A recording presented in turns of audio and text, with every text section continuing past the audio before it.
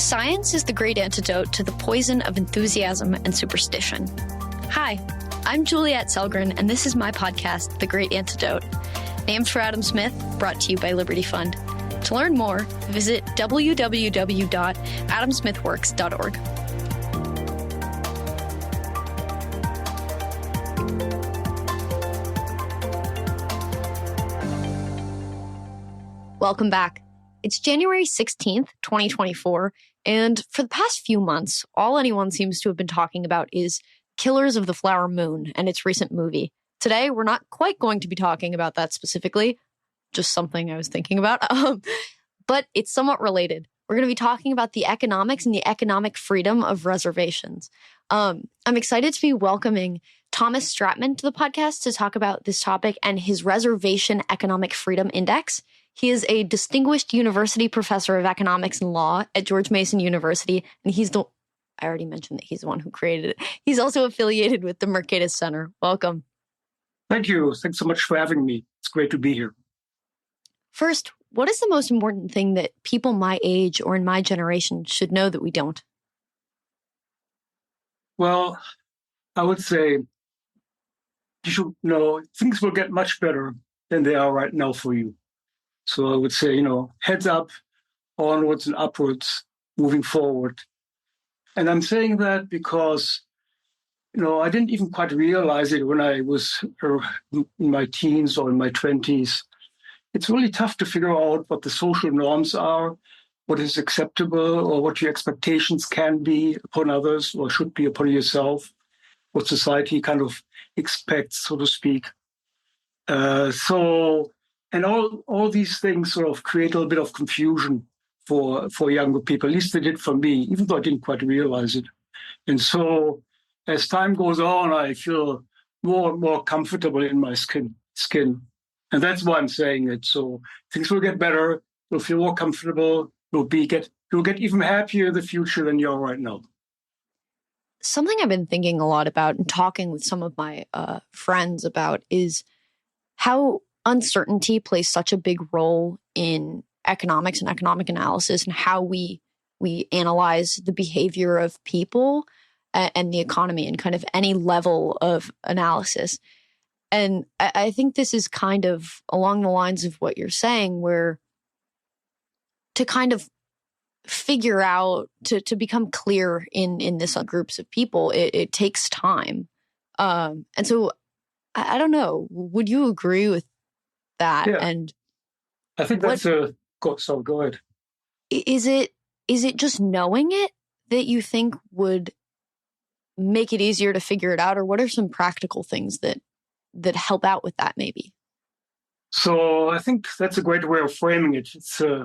It reduces uncertainty. Over life, uncertainty is reduced along many dimensions. In particular, I think in terms of human interactions, what I said before, in terms of what you can expect people, what you think other people expect of you, and just knowing what it is, you can still go a different way and say, well, I'm going to reject the norm. I'm not following it. But it's good to know what the norm is. And I think the way to do this is just interacting with a lot of humans, interacting with a lot of people, and that will give you a sense, because you learn this really by doing. You don't learn these kind of skills in terms of interacting with others by reading a book. You really have to be out there, and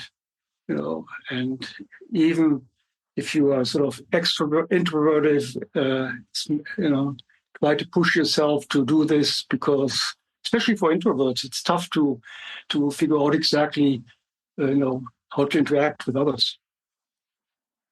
Yeah, and I was just thinking about this with respect to language learning. You can learn language in a classroom, and there are plenty of professors and teachers who are great at this. But what's really difficult is actually learning it in a classroom. It's not necessarily the most fast learning environment. That I didn't say that very well, but this advice works with almost everything, right? If we're talking about free speech and learning the truth, right? If we're talking about research, if we're just figuring out any sort of reality, I think that this is a universal piece of advice, which is so fantastic. So thank you. You're welcome. No, I totally agree with what you're saying. So we haven't quite talked about reservations on this podcast at all, except for maybe a mention here or there with respect to maybe environmental economics or the history of the land or stuff like that. Can you start by answering kind of this basic question of what reservations are and how they came to be? Well, when basically the Europeans came over to what is nowadays the United States, there were certainly lots of Native Americans here, and what happened over time is the Europeans sort of displaced the natives in many areas, and a bunch of wars happened, and lots of other things we potentially can talk about. But in the end, the federal government designated certain areas, which are called reservations, so they're geographical areas. These reservations or geographical areas are deemed to be sort of the homeland of a tribe. And the tribe is considered a sovereign nation. So while these are well-defined areas, which can be very small or can be very large, as big as, for example, Maine, there is something like that in Montana, while they can be, or should I say that? While they can be either large or small, it doesn't mean necessarily that the land on the reservation is owned by a tribe or owned by only Native Americans. Land is typically owned by both the tribe. Sometimes it is owned by Native Americans. Sometimes land are held in federal trust, and sometimes non-natives own the land. And that also happens quite often. It's just a geographic area over which the tribal government has some degree of jurisdiction. It's always fascinating to me how many different areas of study are possible within a lifetime and how specific they can get. And that people can even have many that are not necessarily connected. And how each individual ends up studying the things they do and being interested in these things. So can you give us some background, personal, if you're willing, about how you ended up on this topic? What led you to it initially? Okay. Well, I don't necessarily think it started with my childhood, but I was born in West Germany, and there is this famous German writer called Karl May who wrote lots of stories about American Indians, and it's all very romanticized.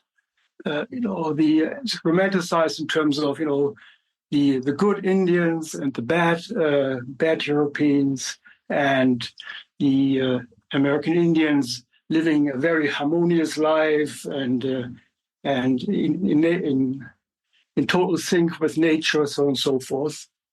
And when I started studying economics, with all the emphasis on rationality and the need of cooperation to prosper, so I was kind of starting to question some of these assumptions about the lives of Native Americans. And then when I started my first job at Montana State University in Bozeman, Montana, I got much closer to these issues because there are a bunch of reservations in Montana. And I was interested in studying the constitutions of tribes and learning how they interacted, how American Indians interacted with each other, what governed their social lives and economic lives. But it was kind of tough at the time, because it was 20, 30 years ago when things were not really digitized. So I put it away and I picked this topic kind of back up later, about 10 years ago, when I found some more suitable data and had a better framework in mind to analyze the social or socioeconomic life of Native Americans. What is so, I guess, the thing that really invites complications into this, and something that you mentioned in your paper, is that the paper introducing the index and talking about it, is that it mentions at the beginning that the U.S. government recognizes reservations as sovereign nations. But as you said before, it's not necessarily that the ownership of the land is of the Native Americans. And recognition doesn't necessarily mean that they're not influenced by the U.S. or the U.S. policy. And we spend so much time thinking and talking about U.S. policy and the people of America. But what is the economic relationship between the U.S. and the reservations within? And when we talk about the well-being of the American economy, does that include reservations or not? Are they completely held separately in terms of how we measure them? Well, in terms of, when we compute per capita income in the United States, the income of Native Americans comes into this calculation, regardless of whether they reside on reservations or whether they do not reside on reservations. And the relationship between state governments, county governments, the federal governments, and the tribes on the reservations are, let's say, multifaceted, or maybe, I don't like the word, but it's kind of complicated in the sense of there's a lot of uncertainty who has jurisdiction over a certain over something. Like if a non-Indian commits a crime on the reservation, whose jurisdiction, who can charge the American, or can charge the non-native. And until recently, for example, tribes did not have the opportunity to charge that non-native for crimes, so they had to rely on the state coming in. And that's an issue in itself, because often reservations are very remote, and so the state trooper or whatever, state police, they may have to drive 2 hours to the crime scene, and by the time they arrive, much of the evidence is gone. But the problem runs actually even deeper in that, the Supreme Court in, I think it was 1931, they declared Native Americans to be the wards of the federal government. So, and the federal government had the role of taking care of American Indians until, and I quote here, until they become competent and capable. So, and this is still part of the legacy today, where, as you mentioned, there are different types of ownerships on land. And one of the lands in there is American Indians' own trust land, their own land that is held in federal trust. So that means that the American Indian is the beneficial owner, but the legal owner is the United States. And so American Indians cannot use the land as collateral for bank loans. They cannot use it. They cannot sell it, for example. Whenever they want to do anything on the land, they have to ask the federal government, and specifically it is the Bureau of Indian Affairs, or the BIA, for permission to do any economic activity. So sort of the legacy of dependency is still baked into, or the legacy of making American Indians dependent, that's a better way of saying, is still baked into the institutions that we are having today. And when you're saying this, you're saying that these institutions still exist, that these things still happen, the Bureau still exists and everything, right? The Bureau still exists, and and the tribes, if they want to engage in economic activity, like to have their own police force or regulate maybe some of the electricity system themselves, they have to ask the BIA for permission if they want to use lands, lease the land. For example, if you want to lease an allotted land that is in federal trust, again, you have to go to the Bureau of Indian Affairs and have to get their consent. And the Bureau of Indian Affairs is known for being not one of the most responsive agencies of all out there. There have been waiting times for several years until someone gets a response from them. Wow, it's the sort of thing you hear and you can barely even believe it because we live in America. What? And we spend so much time talking amongst ourselves about like freedom here or there, or welfare here or there, and yet we're kind of babying this entire group of people in a way, and it's not babying in a nice way. I don't know. It's really hard to believe, but I believe it. It's just shocking. Yeah. So before we get into kind of the realities, what does theory and what would just general economic thinking tell us about what that sort of relationship does to a person and what that means for an individual or for a community's economic standing? Well, one can think, I guess, about this relationship broadly in the framework of institutions. Institutions are the rules of the game created by humans, and if institutions are structured well, people will engage in productive behavior and unlock economic wealth. Now, the institutions right now on reservations are not structured on that, and it's because because the tribes essentially they're not really sovereign nations. They're not independent because the federal government makes them basically still essentially be a ward.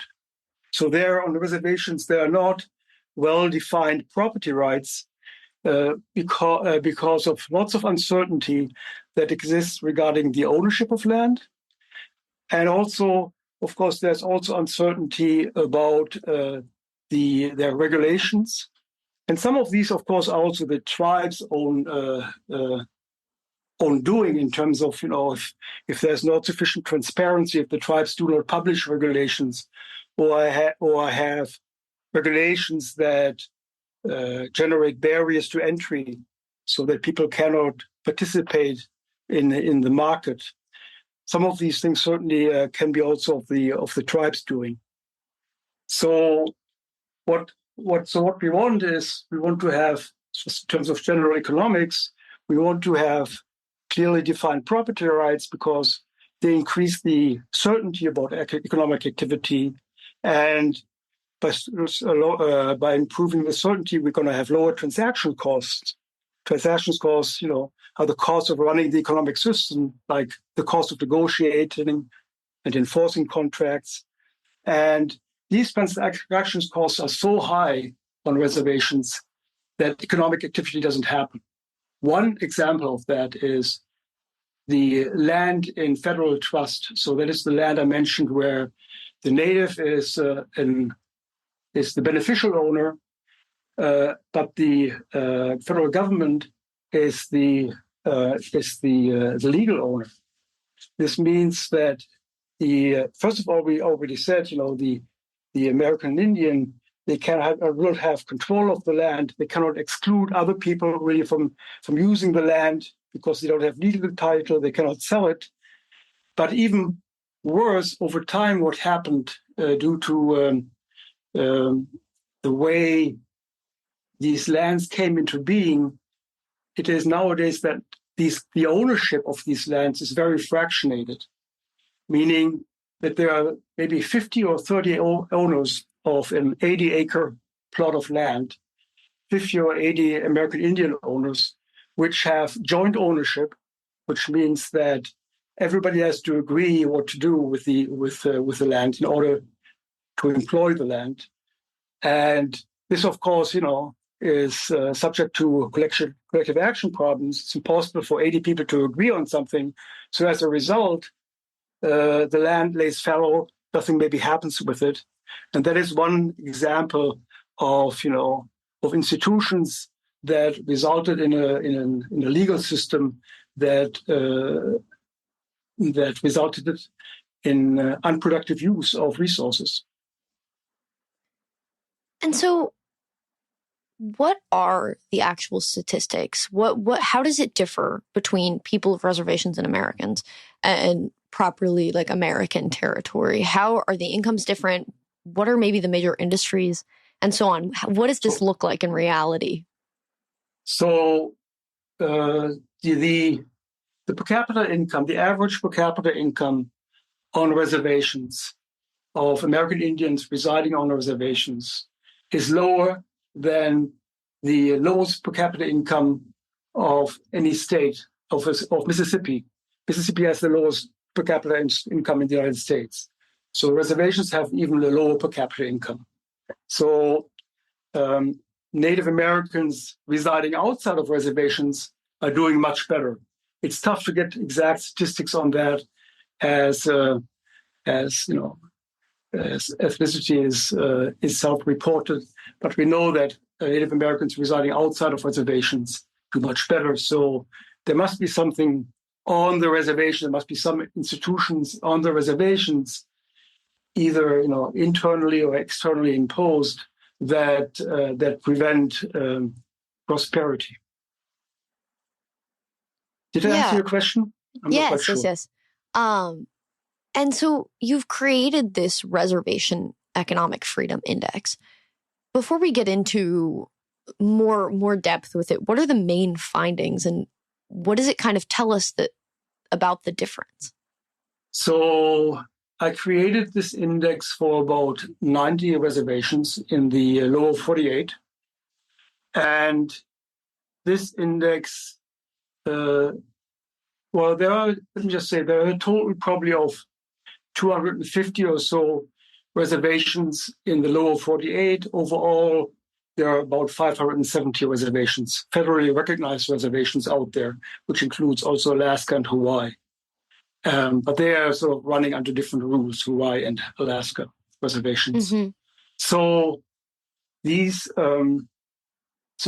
reason I focused only on a subset like these 90 reservations is because for the other ones, I found very hard to collect data.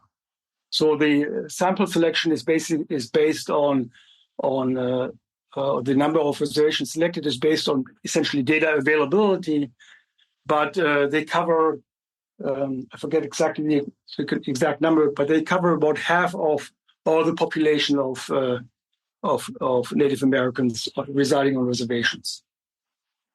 So this index has various categories, and the main finding is that reservations, when that move up by 10% of the index. So let's say the index goes from 0 to 10, and you have a 1 point increase, so a 10% increase. Then those reservations have about $2,500 higher income, higher median household income, or some other income measure. So, and that's about also roughly about 10% higher income relative to the mean of the American Indian income. So again, it's an association. Basically, it says better institutions, reservations of better institutions have higher incomes. And if you can put a number on it, saying if you have a 10% increase in improvement, then as measured by this index, then your income is likely to be about $2,500 higher.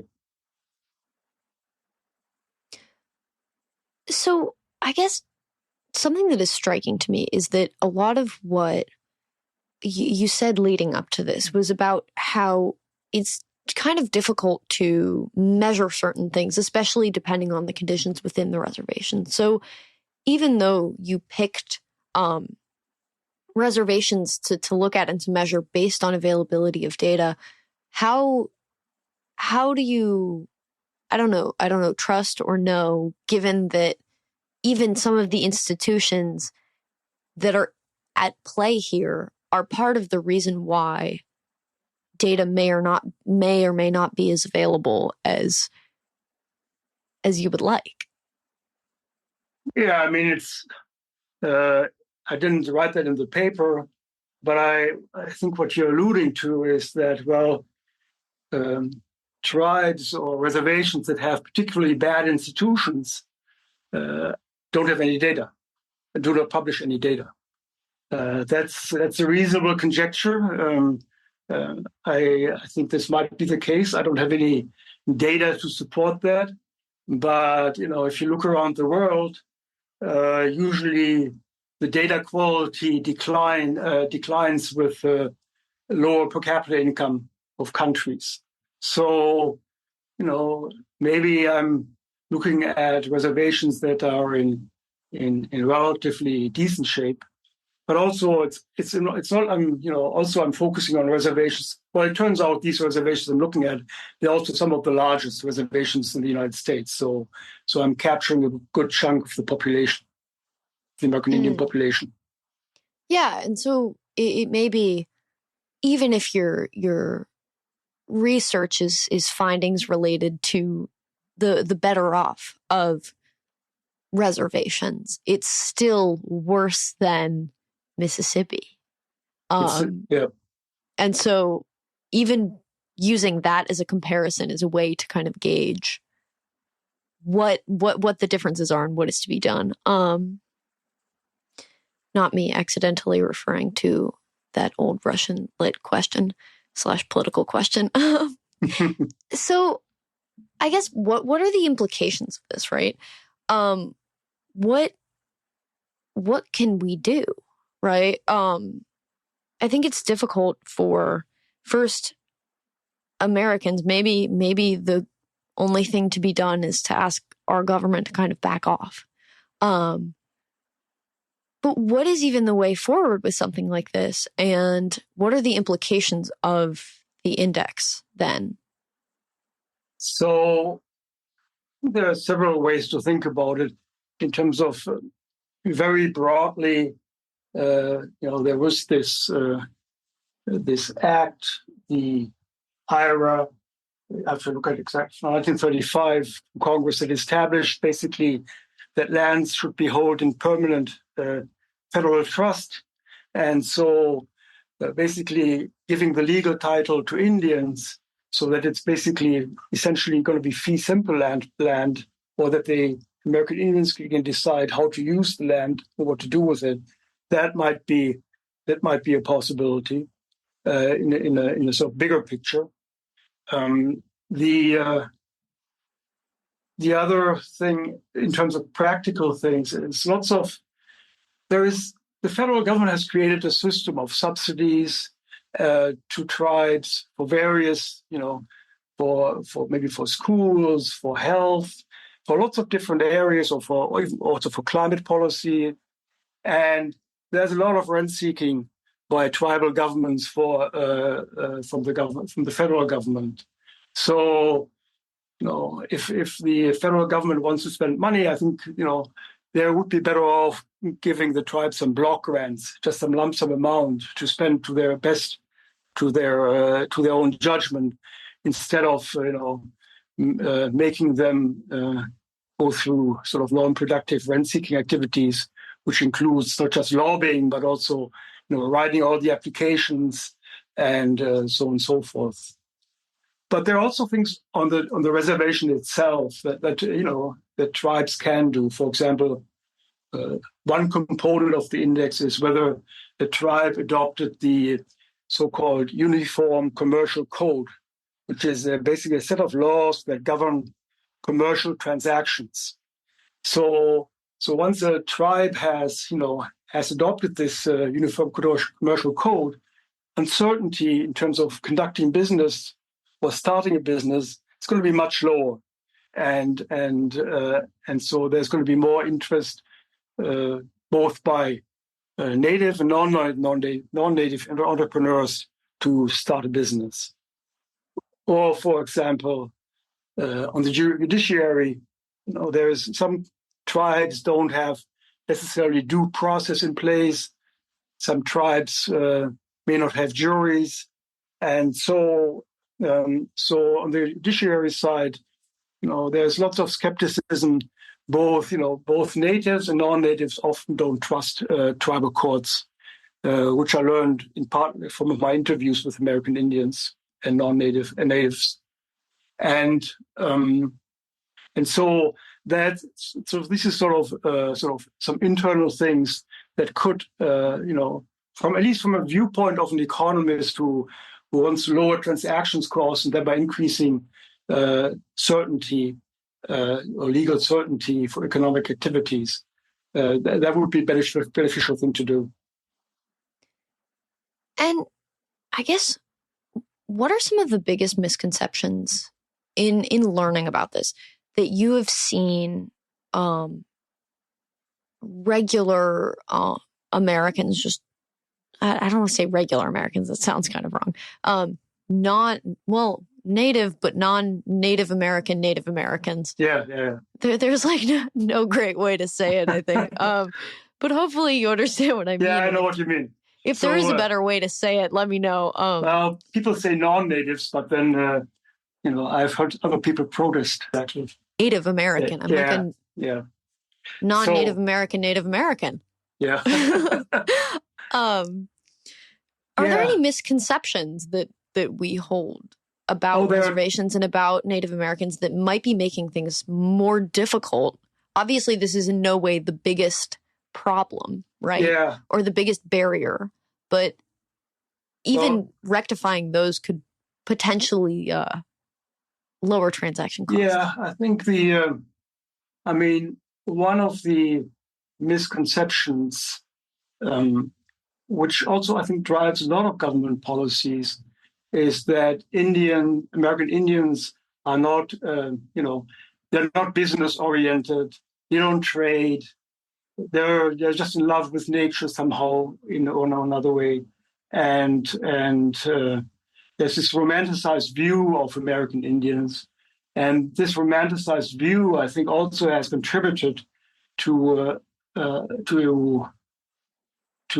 some government policies that have resulted in a culture of dependency on reservations. And I'm saying this isn't correct. There is, if you go back to, there in about 1,500 or so years ago in the Mississippi area, there were some towns in just about half a square mile which housed over 10,000 people. So people live together in a big city. And to do that, you have to cooperate to build the infrastructure, so on and so forth. So, for someone who is sort of wandering through the world, admiring the beauty of the world, I mean, they cannot by themselves create something like this. Or another example is, there are these trading centers like Chaco Canyon in Mexico City, in New Mexico, and evidence is found there that it was a trading hub, through which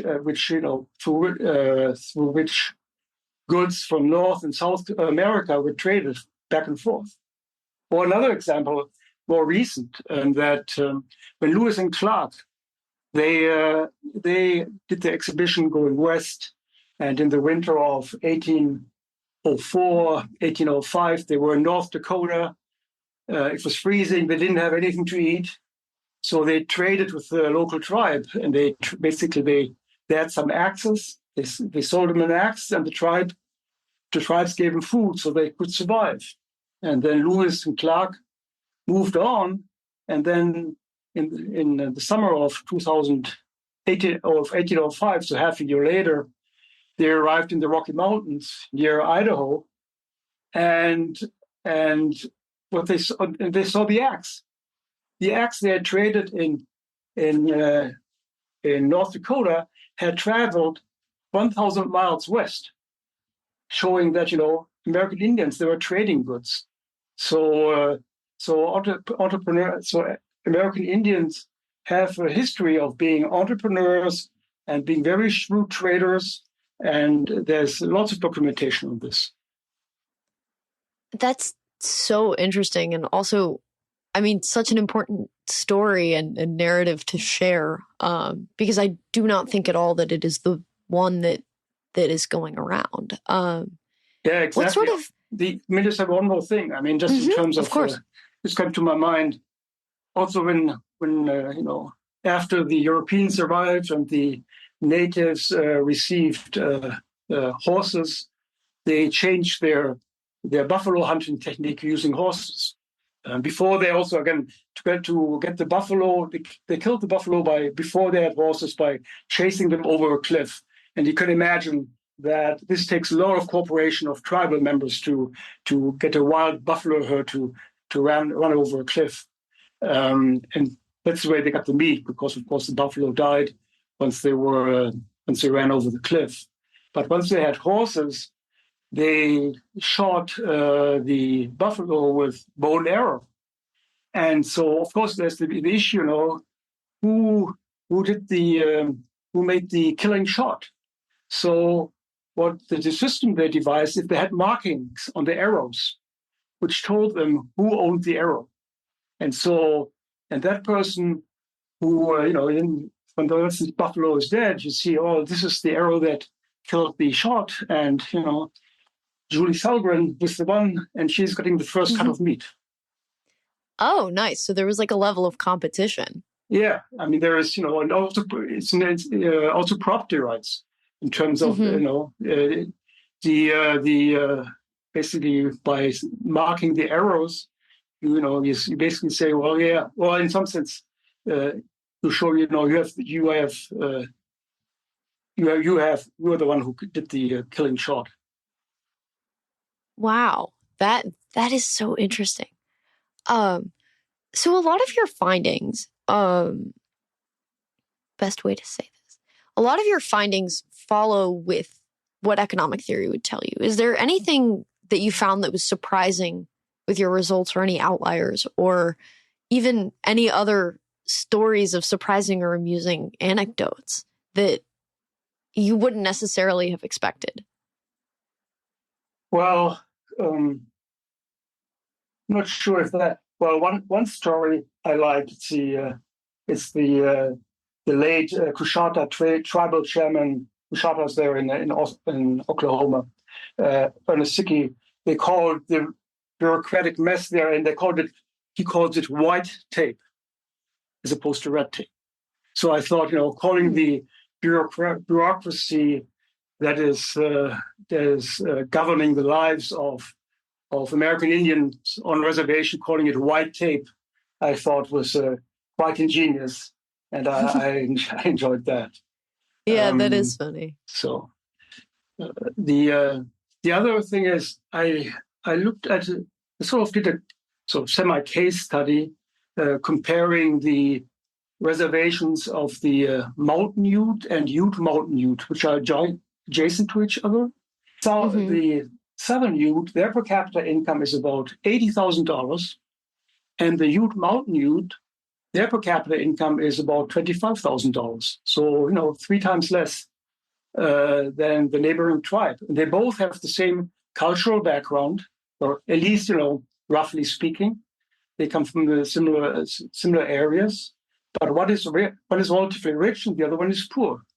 And if I looked at their institutions, I can totally see why this is the case. Because, for example, the Southern Ute, which are richer, they have much more fee simple land. So basically, land where you have full rights of possession, control, exclusion, and disposition.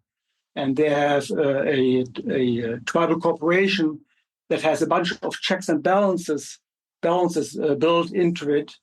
And they have much more control over their own lives, as opposed to the Mountain Utes, which have much more trust lands that is legally owned by the federal government, and also who don't have really very transparent procedures for both either insiders or outsiders to conduct business. That is super interesting. Can you, I was just kind of reflecting on this, whether or not this belief is accurate. I can see someone listening to this episode or thinking on this subject and saying, well, why do we care about what their median income is? What if they just don't value our economic values? What if they're just not thinking about economic growth or anything that we economists think of in the positive and as a way to measure well-being? Can you kind of remind us, especially in this context, of why this sort of stuff is important and how it would still apply as like a measure of well-being? Well, I think that's a totally fair point. And also, in the paper, I think I'm trying to make the point by stress, this is not a blueprint as to what tribes should be doing. Okay? Because, it's of course up to the tribal members to decide what kind of institutions they have, what kind of, if they want to have a more communal life or a life that is based on private property, or or a life that is governed by Washington D.C. I think what this work shows is that if you choose a certain path, it's going to have consequences. If you're not transparent or don't have well-defined property rights, then you will probably have to pay a cost. And some people might not know what the cost is in terms of less welfare or lower prosperity. And it's really not. And it's really not that it's just income.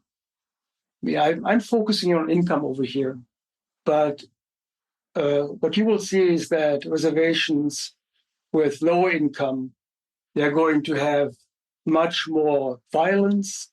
They're going to have much more use of drugs, much higher addiction rates, and there are lots of sort of ills that are associated with lower income. So it's not just so getting rich, so to speak. It's also it's about the quality of life, and again, going back to the history of Native Americans, they used to prosper. They, in 1500, they were probably just about as well off as the Europeans pre-industrialization, and they had sophisticated networks, and so the point is to give them the chance to renew their economies, renew the indigenous economies, so they reflect their original values if they choose to do so. That is a brilliant response. Thank you so much for sharing your wisdom and your research with us on the podcast today. Thank you. I have one last question for you. Yeah. What is one thing that you believed at one time in your life that you later changed your position on, and why? Well, as I mentioned earlier, I grew up in West Germany, and in the mid-'80s, there was a big discussion of whether West Germany should install cruise missiles and Pershing IIs, another type of missile system in West Germany, an action favored by Ronald Reagan and the German government. And there was a huge protest movement against it. And I was kind of part of that protest movement. I helped organize some rallies in Bonn against these stationing of these missiles.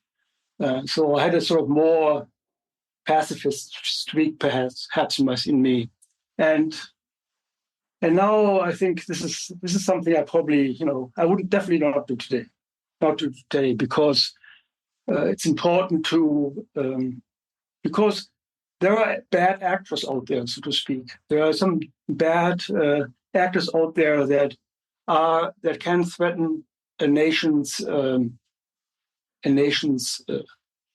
survivability, and a nation needs to be ready to defend themselves, issue credible threats or red lines. And so I think that having a credible, strong defense is the right thing to do.